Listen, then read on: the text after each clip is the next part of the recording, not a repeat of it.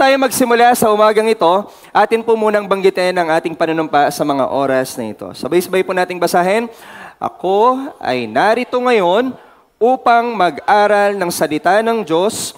Ang puso ko'y binubuksan, ang isip ko'y itinutuon, ako ay makikinig at susunod sa salita ng Panginoon. Amen. Tayo pong lahat ay manalangin. Panginoon naming Diyos na buhay, muli kami po ay nagpapasalamat, nagpapakumbaba sa paglapit po sa inyo dahil kayo po ang Diyos na kailanman, hindi po kami iniwan ni pinabayaan man. Kaya Lord, sa amin pong paglapit sa inyo at sa aming pagpupuri sa inyo, kami po ay humihingi ng kapatawaran sa lahat po ng aming mga kasalanan. Panginoon, kung meron kayong mga nakikitang karumihan sa aming mga puso't isipan, at ito po, Panginoon, ay hindi ninyo kalooban, patawarin nyo nga po kami dito, O Lord. Lord, ito man po ay maliit or malaki sa aming paningin, ito man po, Panginoon, ay sadya naming nagawa, or hindi namin sadyang nagawa, Lord, ito po ay tanggalin ninyo at linisin ninyo. Aming Ama sa langit, kami po ay lumalapit sa inyo ng may pusong pagpapakumbaba, dahil gusto pong naming marinig ang boses mo sa umagang ito. Wala po kaming ibang hiling, Panginoon, kung hindi ikaw lamang. Kaya Lord, naniniwala kami doon sa sinabi mo sa inyong salita, that when 2 or 3 gathered in your name, you are in the midst of them. That's why, Lord, we believe that you are in the midst of us.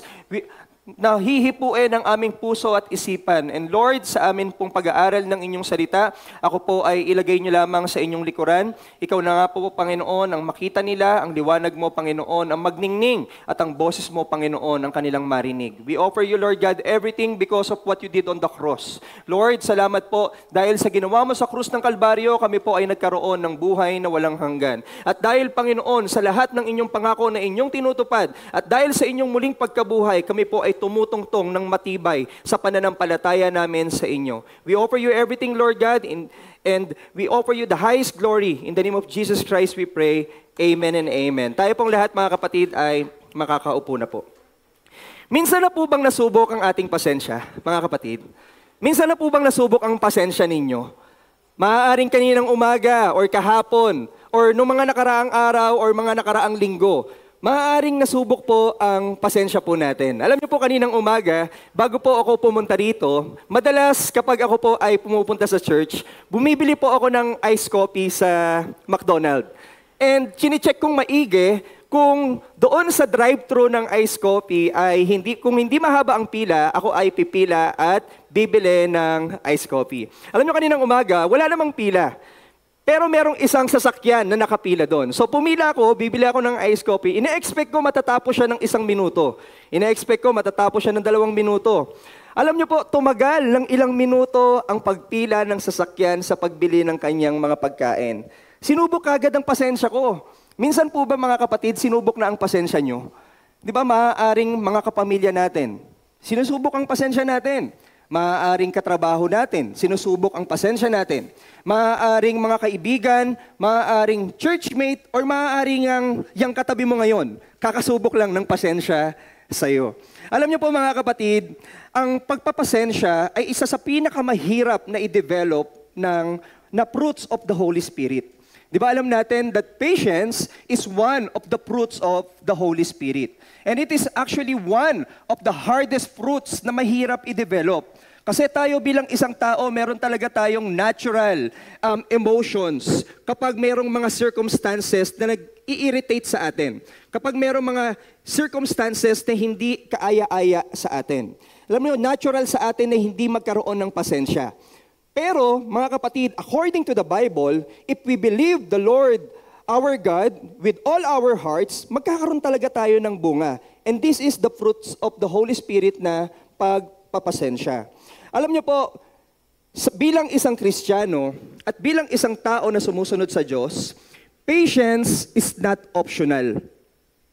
Ang pagpapasensya ay hindi po yan optional. Nagagamitin mo lang kapag gusto mo. Ang patience, mga kapatid, or pagpapasensya, ay hindi ito optional, nagagamitin mo lang sa mga taong kinagugustuhan mo. Patience, mga kapatid, should be showed to anyone sa lahat or lahat ng circumstances ng buhay po natin. Patience is a vital mark of maturity as a Christian. Pakisabi nga sa katabi mo, magpasensya ka. Kaya sa umagang ito, mga kapatid, ang title natin na pag-uusapan is Be patient. Maging mapagpasensya tayo. Alam niyo mga kapatid, tayo bilang isang tao hindi perpekto. Tayo bilang isang tao, pinatawad din ng isang napakabuting Diyos. Kaya sa umagang ito, pag-aralin natin, be patient. Basahin natin ang James chapter 5 verses 7 to 11. Isa-isain po natin. Verse 7, be patient, then brothers and sisters, until the Lord's coming. See how the farmers waits for the land to yield its valuable crop, patiently waiting for the autumn and spring rains. Verse 8, you too be patient and stand firm, because the Lord's coming is near. Verse 9, don't grumble against one another, brothers and sisters, or you will be judged. The judge is standing at the door.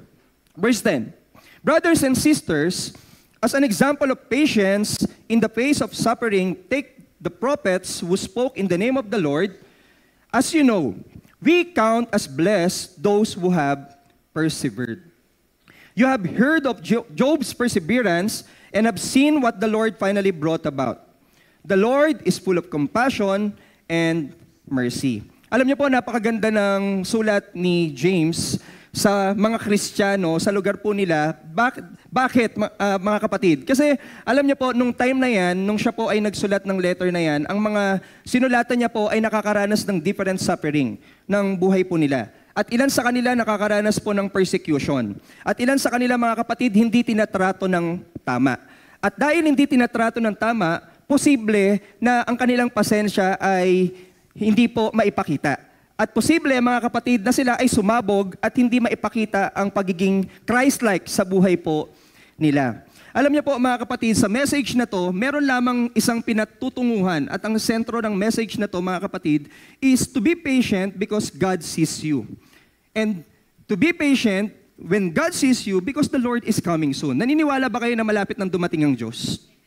Paano kapag dumating ang Diyos tapos nakita niya na tayong mga anak niya, ikaw na anak niya or ikaw na sumusunod sa Kanya ay hindi nagpapasensya? Di ba nagulat ka, biglang dumating si Lord tapos ikaw inaaway mo pa yung kapitbahay mo. Biglang dumating si Lord tapos ikaw ginagawa mo pa yung mga bagay na hindi ka aya-aya sa paningin ng Lord. You know mga kapatid, we need to be patient because God sees you always. And because God sees you, He will come very soon. Alam niyo po, ang pagpapasensya, hindi naman yan ibig sabihin ay hindi na tayo, ito-tolerate na natin yung mga bagay na nakikita nating mali. Hindi naman ibig sabihin na nagpapasensya ka, pababayaan mo na lang na itrato ka ng mali. Ang ibig sabihin lang ng pagpapasensya ay nagbibigay ka ng adjustment for God to change you or the person na hindi mo na pagpapasensyahan. Alam niyo po, mga kapatid, sa panahon natin ngayon, merong struggle ang bawat tao. Maliban sa mga generation na dumaan noon, even ngayon, may struggle na pinagdadaanan ng tao. Alam niyo kung saan? Sa paghihintay. Tignan niyo na lang ang mga applications ngayon. Alam niyo sa TikTok, kapag nanonood po tayo ng video, ilang seconds ang pinakamatagal? Ilang seconds ang pinakamatagal na video sa TikTok, mga kapatid? Actually, chinek ko, ang pinakamatagal na pinapanood ng tao sa TikTok ay 30 seconds. Pero on average, ang pinakamatagal na pagpapanood ng mga tao sa TikTok ay 9.7 seconds lang per person. Ibig sabihin, hindi na kaya ng tao na maghintay ng matagal. Hindi na kaya ng tao na magkaroon pa ng pasensya sa pagpapanood ng mahabang video or movie. Hindi lang yon, actually, hindi lang sa TikTok merong ganung mga short clips. Even sa Facebook, even sa YouTube, even sa Instagram, lahat po ng social media ngayon, mga kapatid, pinapakita na ang attention span ng tao ay napaka-short na. So what does it mean? Isa lang ang ibig sabihin nun, wala na pong pagpapasensya ang tao ngayon. Di ba? Noon pa nga lang wala nang pagpapasensya ang tao, ayaw na magluto ng noodles, anong bibilin? Instant noodles. Di ba? Mabilis kasi lutuin. 3 minutes lang, pakuluan mo, luto na, makakakain ka na. Di ba? Ano pa? Ang mga tao noon, mga kapatid, kung noon nakakapagpadala ka ng letter using ng pagsusulat, matagal dumating, hinihintay mo, ngayon may instant messages na. Di ba? Pwede mo na lang i-chat, i-text, ng mabilis. Hindi mo na kailangan pang maghintay. Alam niyo, sa panahon natin ngayon, lahat tayo tinitrain, mga kapatid, to expect instant results. Lahat tayo ngayon sa panahon natin, by the use of different aspects, mga kapatid, na ititrain na tayo na mawalan ng pagpapasensya. Tignan mo ngayon katabi mo, may pagpapasensya pa ba yan? Meron pa ba siyang pagpapasensya na naipapakita sa iyo or sa mga taong nasa paligid mo? Kapatid, minsan hindi na ito napag-uusapan. Minsan, mga kapatid, hindi na ito nabibigyan ng pansin. But we need to look at this because this is one of the fruits of the Holy Spirit na dapat na ipakita natin sa tao. This is one of the fruits of the Holy Spirit na dapat na ipaparamdam natin sa iba. Hindi lang sa iba, pati sa sarili po natin. Alam niyo po, mga kapatid, ang ways ni Lord ay hindi instant. Naniniwala ba kayo doon? God's ways are not instant.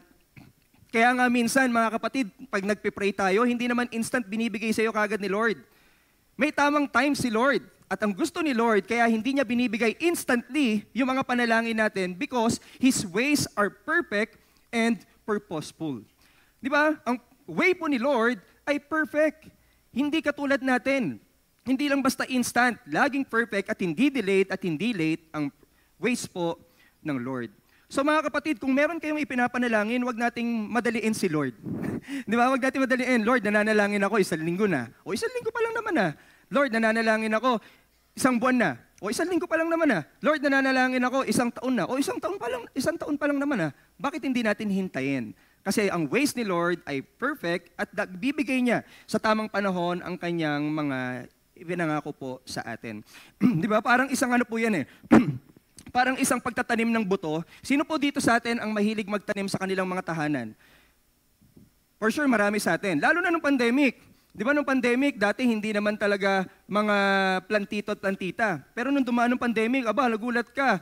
Pati sila halos magsuot na ng dahon sa katawan nila dahil nga araw-araw na lang nasa garden para magtanim. Alam niyo po, pag nagtanim ka ng isang buto, hindi mo naman may expect ang buto na tumubo kagad kinabukasan.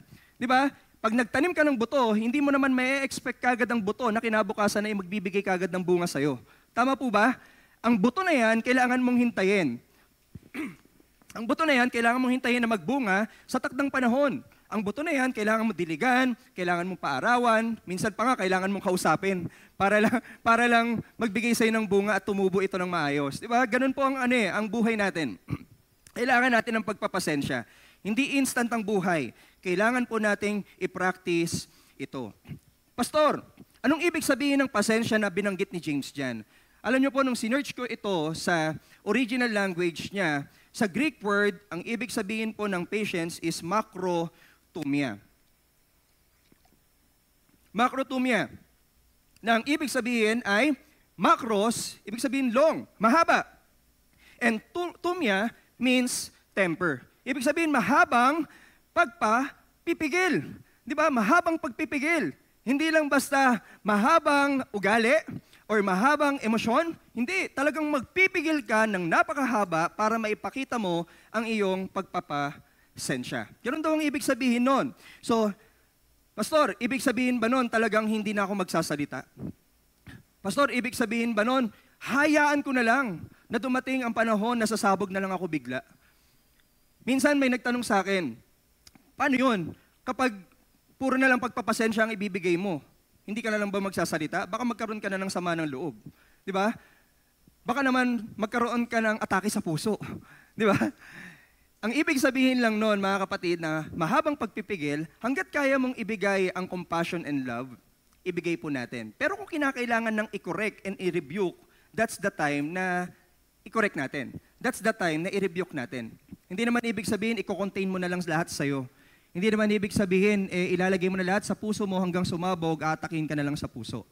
Ang ibig sabihin lang, mga kapatid, hanggat kaya nating ibigay ang love and compassion at tutulungan natin sila, then let's give them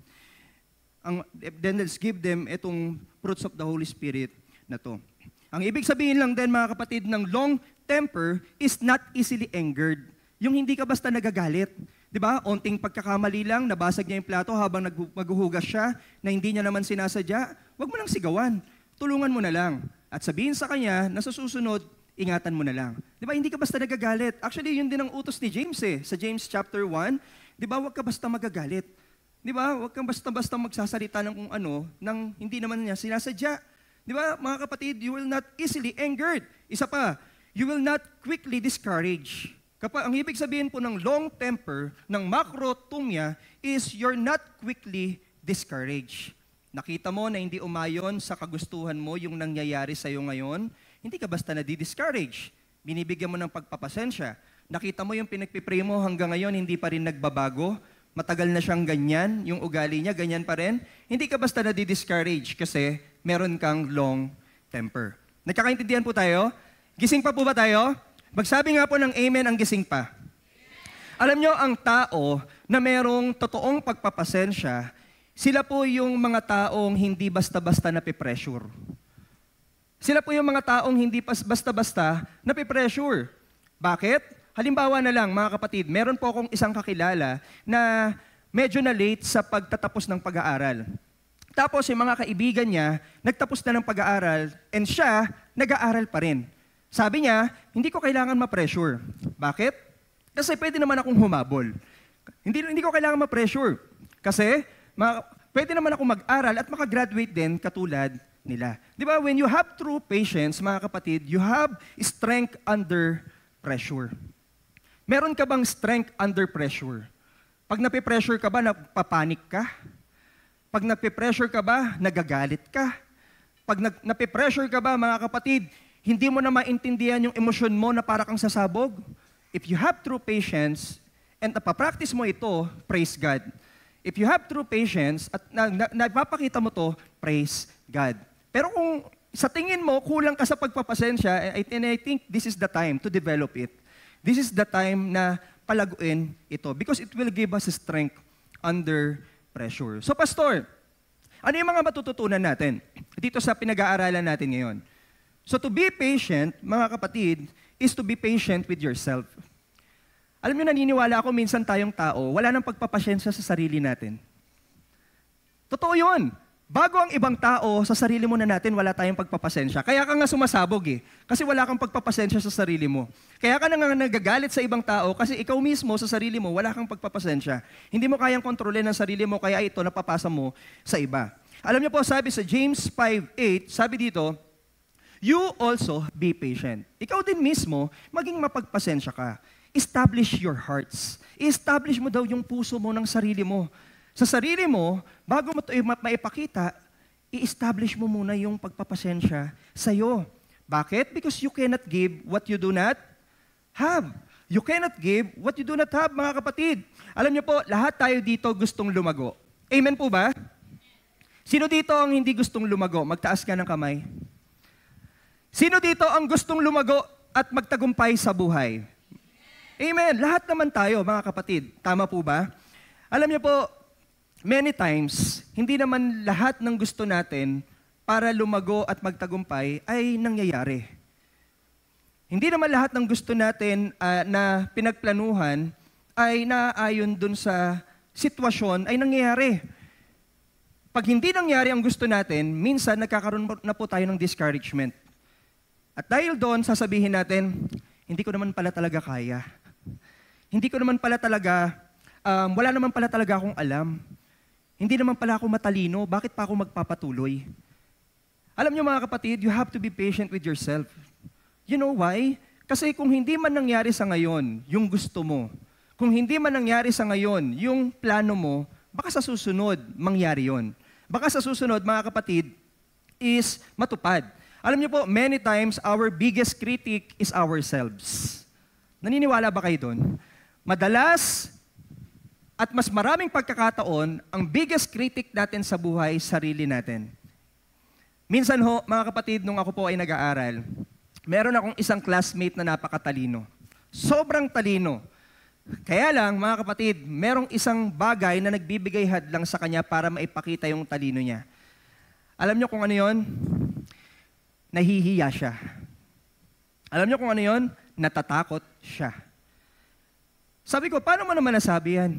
Bakit mo naman naisip yan? Kasi yun ang nararamdaman ko. Ako yun sa sarili ko. Alam niyo, sometimes our biggest critic is ourselves. Kaya hindi natin natutupad yung mga nasa isip natin at ipinapanalangin natin. Binigay na ni Lord ang resources, binigay na ni Lord ang way, binigay na ni Lord ang opportunity. Kaya minsan hindi natin ito natutupad at hindi natin ito nagagrab. Alam niyo kung bakit? Because of ourselves. Because sometimes, mga kapatid, kinikritik natin, hindi ko kaya. Di ba, nag-pray ka, Lord, gusto ko ng trabaho na ako yung boss. Binigay ni Lord. Na-promote ka. Naging manager ka. Or hindi lang naging manager, naging supervisor ka. Tapos tumaas pa ng tumaas ang posisyon mo. Nung tumaas na, biglang sabi mo, ay, hindi pala ako para maging boss. Hindi pala ako para dito. Gusto ko na lang bumalik dun sa dati kong trabaho. Hindi pa ba marami yung gagawin ko? Pero ngayon, napakarami na, hindi ko pala kaya. Alam niyo, minsan sasabihin natin, hindi ko kaya. Pakisabi nga sa sarili natin, kaya ko to. Di ba? Pakisabi sa katabi mo, kaya mo yan. So kung meron kayo, mga kapatid, na gustong i-attain sa buhay, at gusto kayong merong ma-achieve sa buhay, maliban sa panalangin, sabihin mo sa sarili mo, kaya mo to. Di ba? Wag mo nang sabihin natin na hindi ko kaya kasi magkakaroon ka ng fuel na hindi subukan. Di ba, magkakaroon ka ng pag-iisip na wag na lang gawin kasi alam mo, sinasabi mo na hindi mo kaya. We need, mga kapatid, to tell ourselves na kaya natin. Di ba, we need to be patient with ourselves. And sometimes, mga kapatid, we get frustrated at our slow progress. Minsan ba may slow progress in your pag-aaral? Minsan ba may slow progress sa pamilya mo na pinapanalangin mo? Or minsan ba may slow progress sa'yo mismo? Sa'yo mismo na ikaw bilang isang tao na nag-a-achieve na magkaroon ng magandang pangangatawan. Gusto mong maging healthy. Araw-araw ka naman nag-gym, kumakain ka ng healthy. Tapos nakita mo parang wala namang nangyayari. Di ba minsan napo-frustrate tayo, gym ako ng gym. Ang laki na. Ang laki na ng gastos ko, wala pa rin nangyayari. Di ba? Minsan may narinig akong ganyan. Nag-workout po ako before, tapos sabi sa akin nung kasamahan ko doon, habang nag-workout ako, sabi niya sa akin, uy, ang laki na. Akala ko ang laki na ng biceps ko, akala ko ang laki na ng shoulders ko, or kung ano pa man, sabi niya sa akin, ang laki na, ang laki na ng gastos mo. Wala pa rin nangyayari. Alam niyo, minsan napo-frustrate tayo because of our slow progress. Alam niyo po, ang slow progress is still a progress. Naniniwala ba kayo doon? Amen po ba? Slow progress is still a progress. Pag walang progress, yan ang hindi nagpo-progress. Di ba? Pag hindi yan gumagalaw, yan ang walang progress. Pero pag ikaw ay gumagalaw ng paunti-unti, you need to be thankful dahil tinutulungan ka ng Diyos dyan. Amen po ba? Isa pa mga kapatid, tayong mga tao, masyado tayo nagmamadali na mag-mature at magbago. At dahil doon, mga kapatid, kapag hindi nangyari na magbago tayo, napo-frustrate tayo ng lubusan. Alam niyo po, don't be too mean for yourself. Or don't be too mean to yourself. Huwag ka masyadong maging mean sa sarili mo. Minsan sa atin dito, kapag hindi na nangyari yung gusto na nag-i-stress eating, ang nangyayari, tumataas ang blood sugar. Di ba? Ilan sa atin dito, kapag hindi nangyari yung gusto sa buhay, nagkukulong na lang sa kwarto. Ayaw nang lumabas, ayaw na makisalamuha. Don't be too mean to yourself. Alam niyo po, real talk to. Real talk para sa atin, para ma-practice natin ang pagpapasyensya sa sarili natin. Minsan sa buhay natin, nagkakamali tayo. Minsan sa buhay mo, magkakamali ka. Hindi ko sinabing itolerate nyo na yung sins. Hindi ko sinabi na maging excuse to for you to sin more. Kasi sabi ni pastor, magkakamali ako eh. E di simulan ko na ngayon. Sabi ni pastor, nagkakamali ako eh. Di simulan ko na bukas. Alam niyo, minsan sa buhay natin, magkakamali tayo nang hindi natin sinasadya. That's true. Because sa buhay natin ito, nabubuhay pa tayo sa sa corrupt world. Nabubuhay pa tayo sa mundo na hindi pa perfect. So dahil doon, ngayon perfect ang buhay mo, pwedeng bukas magkamali ka, hindi na maging perfect ang buhay mo. Don't be mean to yourself. Magkakamali tayo minsan. Magpasensya ka sa sarili mo. Pag nagkamali ka, tumayo. Pag nagkamali ka, humingi ka ng tulong.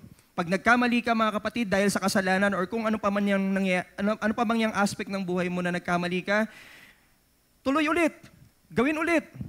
Isa pa, mga kapatid, minsan may mga araw na mabigat.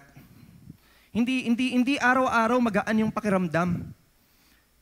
Ngayon ba, tatanungin ko kayo, masasabi nyo ba na sobrang payapa ng puso mo ngayon? Magsabi ng amen ang mapayapa ang puso ngayon. Pastor, bakit mo tinanong? Wala tuloy sumagot. Walang mapayapa ang puso ngayon. I understand. We go to church because we want our hearts to have rest na nanggaling sa Diyos. Amen po ba? I understand. Kaya nga tayo nandito sa church kasi gusto nating ibigay kay Lord yung bigat. Di ba?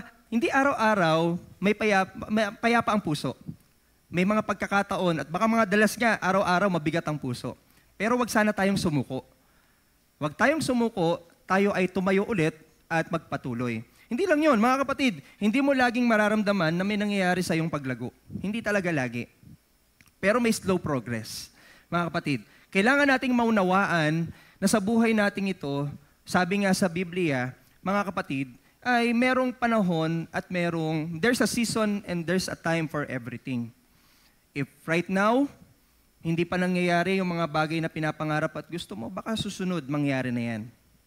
If right now, hindi ka pa nagbabago as a person bilang isang Kristiyano, baka sa susunod magbago ka na. Basta magpatuloy ka. Ang taong hindi nagbabago, yung mga taong hindi nagpapatuloy. Ang mga taong hindi nagbabago, mga kapatid, yung mga taong walang pangarap na magpatuloy pa. Pakisabi sa katabi mo, magpapatuloy ka. Pakisabi rin sa sarili mo, magpapatuloy ako. Mga kapatid, be patient with yourself. God is not finished with you yet. Hindi pa tapos sa iyo ang Diyos. Ilang taon ka na po ba, kapatid? Pastor, huwag mo nang tanungin. Sino dito sa atin ang nasa 60 plus na? Oh, okay, praise God. At least proud, di ba? Praise God. Sino dito sa atin ang nasa 50 to 60 years old? Taas nga na kamay. Ayan. Sino dito sa atin ang mga nasa 40 to 30 years old? Sino dito sa atin ang mga 20 to 30 years old? Sino dito sa atin ang 10 to 20 years old? May nakikinig ba ditong 10 to 20 years old? Wag magtaas yung mga hindi naman talaga 10. Ha? sino pa dito yung mga mas bata pa? 0 to 10 years old? Ayan tayo eh. Alam niyo mga kapatid, habang ikaw ay nabubuhay pa, be patient with yourself. You know why? Hindi pa tapos sa'yo ang Diyos. Nakaupo ka dyan ngayon, ibig sabihin hindi pa tapos sa'yo ang Diyos. Nagising ka kaninang umaga, ibig sabihin hindi pa tapos sa'yo ang Diyos. May magandang plano pa siya sa'yo. Don't rush the process. God is writing a beautiful story for you. And every chapter has its purpose. Naniniwala ba kayo doon? Amen, di ba? Mga kapatid, bawat nangyayari sa buhay natin, may purpose yan. Bawat nangyayari sa'yo, mga kapatid, may purpose yan. And this is a beautiful story for you to achieve yung calling ng Diyos para sa'yo at para sa akin. So that's number one, mga kapatid. Be patient with yourself. Huwag tayong masyadong maging mean sa atin. Na kapag hindi natin na-achieve yung bagay na pinagpipray natin, hindi na tayo magpapatuloy. Nawa, lahat po tayo dito magpapatuloy anuman ang mangyari. Isa pa, be patient with others. Maging patient tayo sa bawat isa. Alam nyo, ito yung pinakagusto kong i-topic eh. Hindi ko yan inuna. Alam nyo kung bakit? Baka tumagal tayo dyan. Kasi tayo talaga walang pasensya sa ibang tao. Be patient with others. Basahin natin ang verse 9. Do not grumble against one another, lest you be judged. Behold, the judge is standing at the door. May tanong ako sa inyo. Sino yung pinaka-taong sumusubok ng pasensya mo? Isipin mo nga. Isipin nga po natin, sino yung taong pinaka-sumusubok ng pasensya mo? Isipin mo ngayon. Huwag mong tignan. Hindi ko sinabi tignan mo. Isipin mo. Bakit yung tinitignan? Nung sinabi kong isipin mo, gumanon yung ulo ko. Huwag mong tignan. Isipin mo lang. Alam niyo po ba, sometimes the people closest to us, they are the one testing our patience. Hindi yung kawork mo. Hindi yung mga nakakadaanan mo sa kalye. Nakakasalubong mo, hindi sila.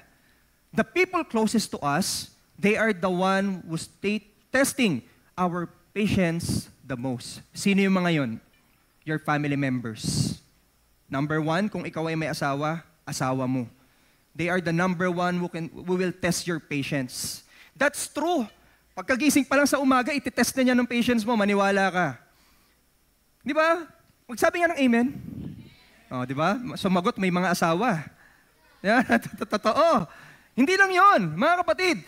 Most of the time, tayong mga magulang, ititest din ng patience natin ng mga, mali yung term ko. Tayong mga magulang, ititest ng mga anak natin ang patience natin. Totoo yan. Mas tumagot nga ng amen ang mga magulang? Amen, di ba? Oh, di ba? Sabi ko sa inyo mukhang dito tayo tatagal. Umpisa pa lang yan. Ititest ng mga anak natin, most of the time, ang patience natin. Ang tanong ko sa inyo, kayo bilang asawa, kapag tinetest ng asawa mo ang patience mo, sumasabog ka ba? Or pinagpapasensyahan mo ba? Magsabi nga ng amen ang nagpapasensya. Doon humina. Magsabi ng amen na minsan sila ay sumasabog. Magsabi nga ng amen? Oh, don't worry. Hindi ko kayo i-judge. Kasi it's natural that sometimes sumasabog tayo. Sometimes, mga kapatid, na minsan talagang babanggit na natin yung gusto nating sabihin. Pero let's train, mga kapatid, ourselves na magkaroon ng pasensya sa kanila. Why? Kasi tayong mga asawa, sila yung habang buhay nating kasama. Kung nagpakasal ka sa kanya noong unang taon at hindi mo siya iniwan hanggang 30 years, congratulations. 30 years ka na nagpapasensya. Diba? 30 years na. Kaya kayo, mga kabataan, kung gusto nyo na humaba rin ang pasensya nyo, magkasawa kayo. Hindi, joke lang. Joke lang yon. Ang ibig kong sabihin, kayo mga kabataan, hindi beds of roses ang pag-aasawa. Hindi habang buhay, labing-labing lang ang pagsasama. Hindi habang buhay, masaya kayo, ngingiti kayo, kakain kayo, tapos magmamahalan kayo. Hindi yun ganon. Darating sa time na ititest ng asawa mo ang patience mo. At kayo mga anak, wag namang subukin nyo ng subukin yung pasensya ng magulang nyo. Sabi ni Pastor, ma, subukin mo daw yung pasensya. Oh, so ma, pag may ginawa ako, wag ka basta magagalit ha. Ma, pag may ginawa akong kalokohan, wag mo na akong paluin ha. Ma, pag may ginawa akong kalokohan, wag mo na akong bulyawan ha. Hindi yun ganon. Akala nyo naman, sinasabihan ko yung mga magulang dito na pagpasensyahan kayo. Mga magulang, bugbugin nyo. Hindi, joke lang. Joke lang yun. Mga anak, sa mga magulang nyo, kapag kayo ay pinagsasabihan, pagpasensyahan nyo rin sila. You know why? Kasi bilang isang mga magulang, hindi po madaling magpalaki rin ng anak. At bilang mga anak, yung mga magulang nyo, tanggapin ninyo kung ano man ang mga sinisermon nila sa inyo. Bakit? Kasi balang araw maiintindihan nyo kung bakit nila sinasabi yon. So mga kapatid, hindi lang yon. Most of the time, our friends, tinitest ang patience natin. Di ba may mga close friends tayo na madalas nakakasama natin at nakakasalamuha natin. Minsan sila pa yung araw-araw na nakakasama natin sa eskwelahan. Minsan matitest din nila ang patience mo. And even your churchmate. Alam niyo, ang churchmate, ang mga tao dito sa church, hindi tayo perfect. Pakitignan yung katabi mo, perfect na ba? Oh, may sumagot, yes, perfect, pastor. Perfect siya sa akin. Di ba? Perfect siya sa'yo. Kapatid, hindi perfect ang churchmates natin. And sometimes they will hurt your feelings. Di ba? Minsan, masasaktan ka niya unintentional. Minsan, mga kapatid, gusto mo siyang batiin tapos hindi ka niya mababate, masasaktan ka talaga niya. Pero magbigay ka ng pagpapasensya. Kasi, mga kapatid, yun din yung sinabi ng Biblia. It's easy to criticize people. Madaling mag-criticize ng people eh. Pero mahirap magpasensya. It's easy to highlight their flaws. Di ba? Alam nyo, ito ang nangyayari sa panahon natin ngayon. Sa dinami-rami ng kabutihang ginawa, madalas yung isang mali ang na-highlight. Totoo yan. Di ba? Sino ditong mahilig sa math? Ano wala sumagot? Nung sinanong ko naman, sino dito mahilig sa math? Magsagot nga tayo. Hindi, magsagot tayo. Magsagot tayo ng saglit lang. Tignan niyo po to. Sige po, paki-next slide. Sagot tayo. 1 times 1. 1 times 2. 1 times 3. 1 times 4. 1 times 5. 1 times 6. 1 times 7. 1 times 8. 1 times 9. 1 times 10. O, okay na ba tayo? Okay na tayo? Bakit ang hina? Tinatanong ko, okay na ba tayo? Hindi makasagot yung iba. Alam niyo kung bakit? May nakikitang mali. Asa na mali? Ha? O, di ba? Ang gagaling nyo. Ang dami ng tamang sagot, pero yung mali ang tinitignan nyo. Alam niyo sa buhay natin ito, madalas tayo ganun. Hindi masama na i-correct at i-rebuke ang mali. Pero as we rebuke and correct the mistakes, nawa, let's also appreciate yung mga bagay na maganda at tamang ginagawa. Amen? madalas mali na lang ang tinitignan. Madalas mali na lang ang binabanggit at hindi na yung mga tama. Alam niyo, feeling ko mas na-motivate ang isang tao kapag na-appreciate yung mga tama niyang ginagawa and kinokorek yung mga mali niyang ginagawa. Pero, nade-demotivate ang isang tao kung hindi na-appreciate yung mga magagandang ginagawa, tapos pinapansin pa ng pinapansin yung mga maling ginagawa. Nade-demotivate po ang tao doon. Nade-demotivate po yung mga taong nakakasalumuhan natin doon. So, as you correct, also appreciates. Amen po ba? Amen, mga kapatid. So sabi ni James, don't grumble. Ano yung ibig sabihin ng don't grumble? In Tagalog, wag daw po tayong reklamo ng reklamo sa taong nasa paligid natin. Grumbling poisons relationships and invites judgment from God. Alam niyo po ba, yung mga tao daw na puro na lang criticize sa bawat tao sa paligid niya, balang araw, ikaw din ang i-judge ng Lord. Ikaw din ang i-criticize ng Diyos. Alam niyo po, mga kapatid, grumbling or complaining most of the time doesn't solve problems. It makes them worse. Kung lagi na lang. Hindi masama na mag-correct and rebuke. But kung araw-araw na lang, puro na lang mali ang nakikita, it makes them worse. Nawa, matutunan natin na magkaroon ng pasensya sa pag-appreciate din sa tao. Tignan mo ngayon katabi mo, pakisabi sa kanya, I appreciate you. I appreciate you. Pakisabi sa likuran mo, na-appreciate din kita. Alam mo po, real talk, hindi masamang itama ang mali. Pero kung reklamo ka ng reklamo, baka nakakalimutan mo na rin yung mga tamang bagay. Paki-next slide please, nakalagay yan. Alam niyo po, even si Peter, na disipulo ni Jesus, even siya nagkamali. Even the disciples of Jesus commit mistakes. They are not perfect. Kasama na nila si Jesus they are very close na to Jesus. So, dapat, sila pa yung mas maka-Diyos. Sila yung dapat mas hindi nagko-commit ng mistakes. Pero they are also person like us. Nagko-commit din sila ng mistakes. Diba? Even si Peter, dininay niya si Jesus 3 times. Tama po ba ako, mga kapatid? Yet, Jesus restored him lovingly. Nirestore siya ni Jesus. Hindi lang basta si Jesus nagreklamo sa kanya. Although si Jesus kinorek siya, pero hindi lang yun ang sinabi niya. Di ba? Hindi lang yun ang ginawa niya. O Peter, dininay mo ako 3 times, bahala ka na sa buhay mo. Puro na lang mali yung ginagawa mo, Peter. Hindi ganun. Peter, dininay mo ako, sinabi niya rin, Peter, mahal kita. Di ba? Tinanong niya rin si Peter, Peter, do you love me? Kasi gusto niyang i-restore si Peter. Alam niyo po kung merong tao na talagang sumusubok ng pasensya mo, ito po yung the best na response natin sa kanila. Una, wag po muna tayong sumagot. Kapag may mga sinasabi sila, sinusubok yung pasensya mo, wag po muna tayong magsalita.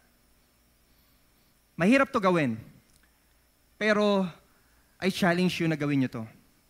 Habang sinusubok nila yung pasensya mo, subukan mo silang ipanalangin sa isip mo. Minsan ba nagawa nyo yun? Minsan meron akong ka-disciple, tapos nag-uusap kami. Sabi ko sa kanya, bro, nagawa mo na ba na habang meron kayong pinagtatalunan, nananalangin ka doon sa isip mo? Pastor, ang hirap naman nun. Ang hirap naman manalangin, tapos galit yung puso. Sino ang mas nasa itaas? Puso or isip? Puso or isip? So, sino masusunod? Isip. Hindi man minsan okay ang emotions, pero lagi pong okay ang isip mo. Piliin mong manalangin kapag sinusubok ang pasensya mo.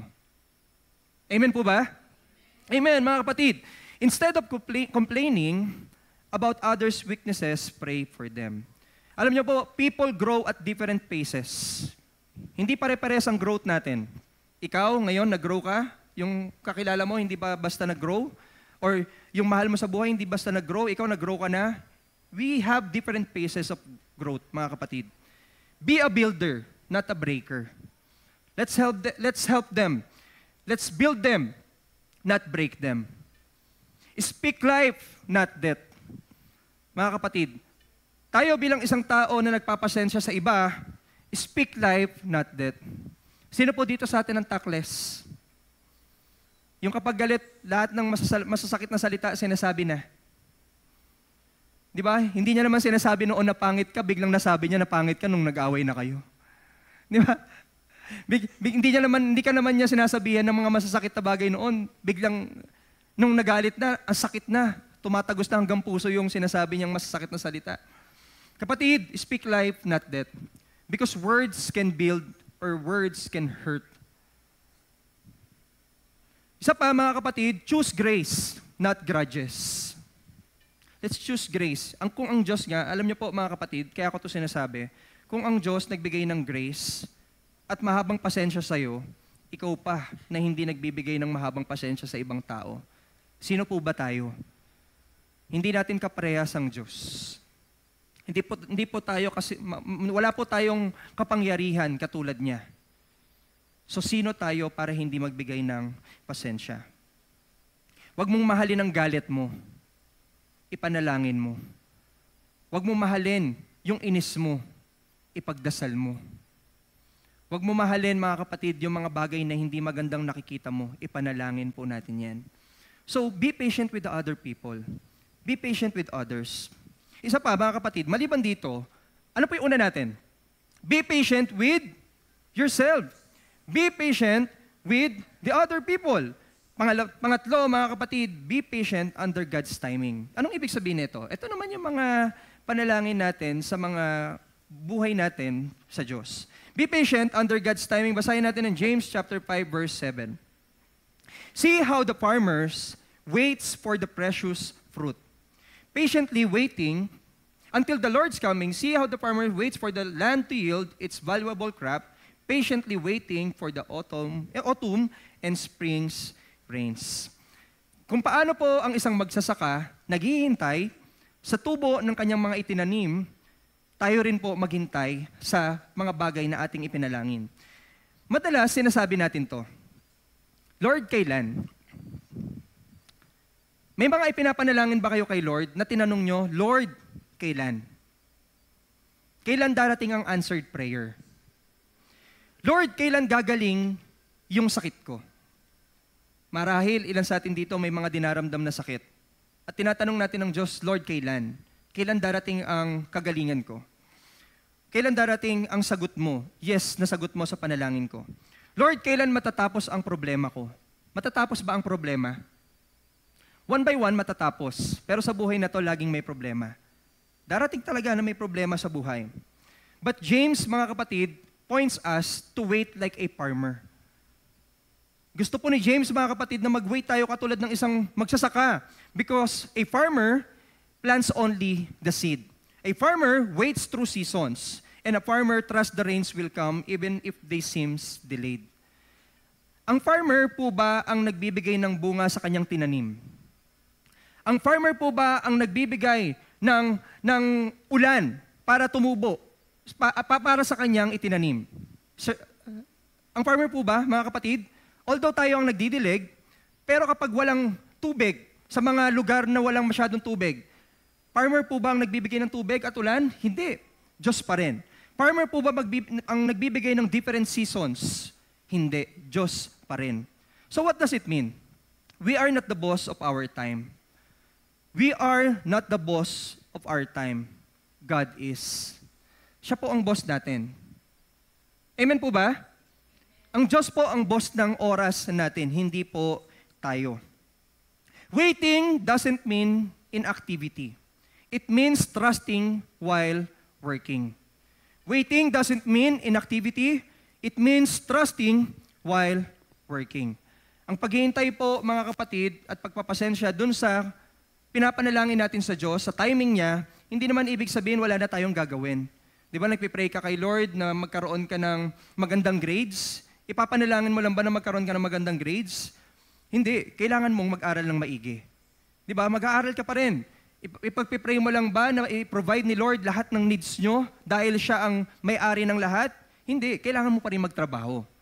Ipagpipray mo lang ba kay Lord na matupad na makakapagpatayo kayo ng bahay tapos bigla na lang darating yung bahay? Hindi. Kailangan mo mag-ipon. Kailangan mo mag-provide para sa mga materyales sa pagpapatayo ng bahay. Mga kapatid, oo na ang Diyos ang may-ari ng lahat, pero hindi tayo gagawing tamad ng Diyos. Hindi niya tayo hayaan na maging complacent. Gusto ng Diyos na tayo rin ay kumilos. May kasabihan nga, let's do our best and God will do the rest. So rest in Him. God will do the rest for us. Mga kapatid, sa buhay natin ito, kapag tayo po ay naghihintay, it brings the best flavor in our life. Kagabi, mga kapatid, nagkaroon po kami ng couples ministry at napag-usapan namin yung menu for success sa bawat marriage, sa bawat partnership.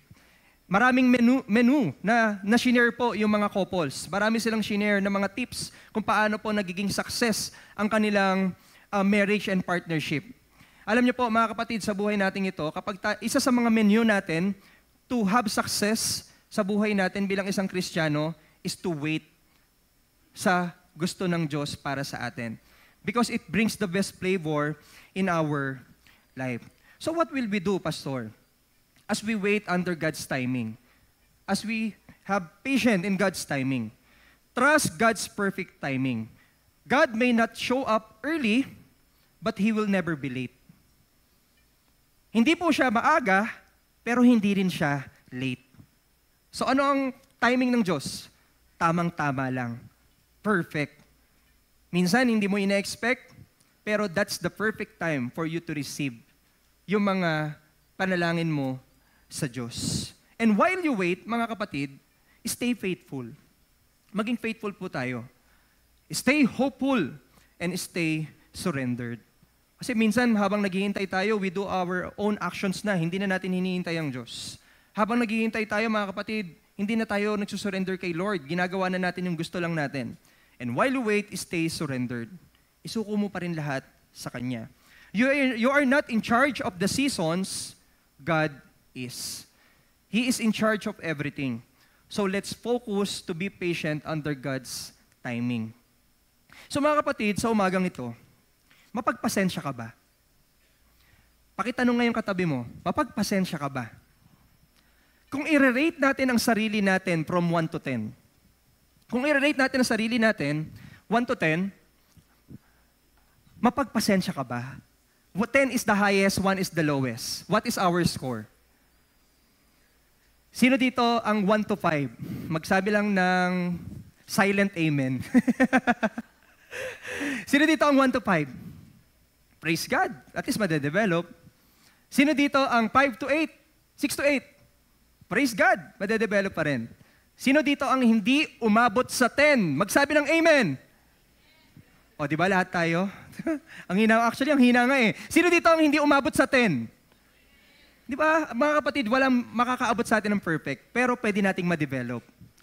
So mga kapatid, kung hindi tayo mapagpasensya, it's time to develop it. Kasi nagpapakita po ito ng Christ-like sa buhay natin. At kung sa tingin mo, hindi mo kailangan maging mapagpasensya, just look at Jesus. Ano po bang ginawa ng Diyos para sa'yo? Para baguhin ka.